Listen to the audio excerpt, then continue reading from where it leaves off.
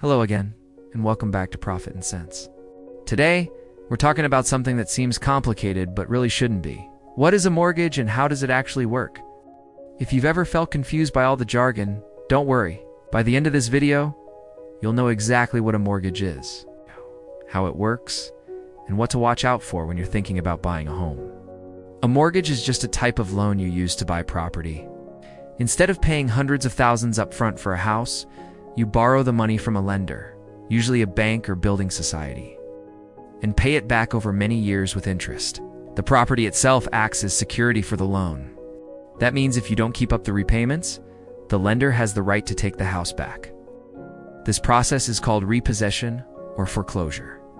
It sounds harsh, but that's the basic deal. You get the money to buy the home now, but the lender can claim the property if you don't pay them back. When you take out a mortgage, you agree to repay two parts. The first is the principal. That's the actual amount you borrowed to buy the property. The second is the interest. That's the cost the lender charges you for borrowing the money. Your monthly repayment usually covers both of these.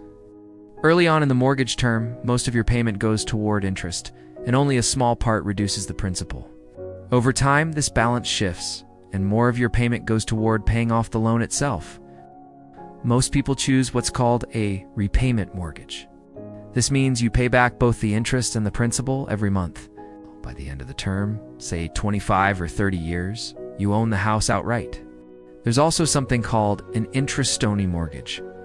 With this option, you only pay the interest each month. The loan amount itself doesn't reduce, so at the end of the term you still owe the full principal. This can be risky if you don't have a clear plan to pay off the lump sum. Another important part of mortgages is the deposit. Lenders rarely give you 100% of the property price. You usually need to pay a deposit up front, often 10 to 20% of the price. The larger your deposit, the less you have to borrow, and the lower your monthly repayments will be. Interest rates are a huge factor. Your rate determines how much interest you pay over the life of the mortgage. A lower rate can save you thousands over the term. Mortgages can have fixed rates, where the rate stays the same for a set period, or variable rates, which can go up or down depending on the wider economy or the lender's rules. A fixed rate gives you predictable payments, making it easier to budget. But if rates fall, you won't benefit. A variable rate can be cheaper at first, but carries the risk that your payments could increase if interest rates rise. There are also fees to consider: arrangement fees, valuation fees, legal fees. Getting a mortgage isn't free. Always read the small print and make sure you understand the total cost of the deal, not just the monthly payment. Lenders will also look closely at your income, expenses, credit history, and other debts. They want to be sure you can afford the repayments before approving your loan.